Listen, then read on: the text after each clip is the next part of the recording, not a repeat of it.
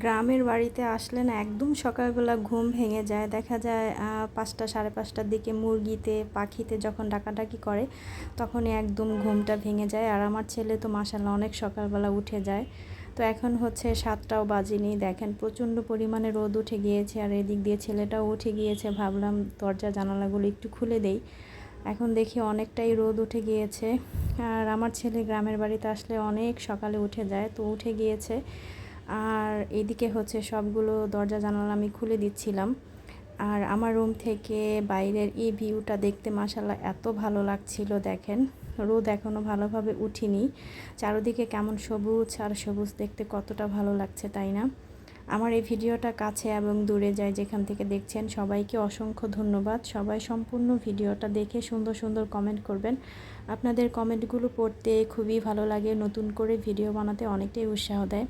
কে কোথা থেকে দেখছেন আমার ভিডিওটা অবশ্যই কিন্তু কমেন্ট করে জানাবেন। তো ছেলের জন্য একটু নুডলস রান্না বসিয়েছিলাম, একটু পানি পানি করে রান্না করছি। আর এদিকে দুপুরে রান্না বাড়া হয়ে গিয়েছে, আম দিয়ে টক ডাল রান্না হয়েছে, সাথে মুরগির মাংস ঝাল ঝাল করে রান্না হয়েছে।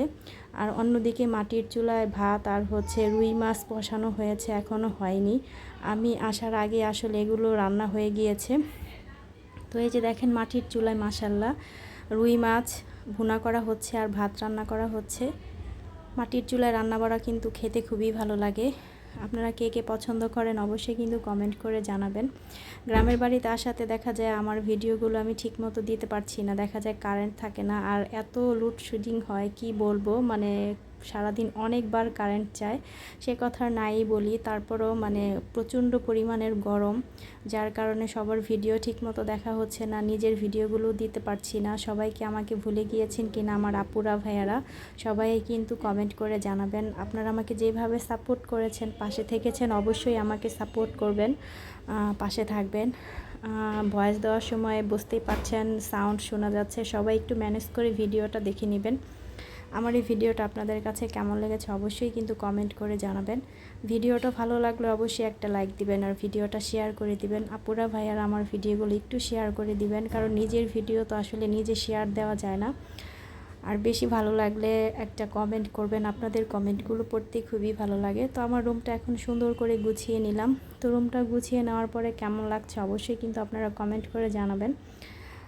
আর ভিডিওটা কেমন হয়েছে সেটা কিন্তু অবশ্যই কমেন্টের মাধ্যমে জানাবেন। সবাই অনেক বেশি ভালো থাকবেন, সুস্থ থাকবেন, দেখা হবে নতুন কোনো এক ভিডিওতে।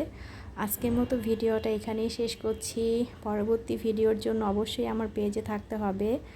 আর যারা এখন নতুন দেখছেন আমার ভিডিওটা অবশ্যই লাইক দিয়ে ভিডিওটা দেখতে শুরু করবেন। আর যদি বেশি ভালো লেগে থাকে ফলো দিয়ে আমার পেজের সাথেই থাকবেন। নতুন নতুন এমন ভিডিও দেখতে হলে অবশ্যই সবাই অনেক বেশি ভালো থাকবেন, সুস্থ থাকবেন। আল্লাহ হাফিজ।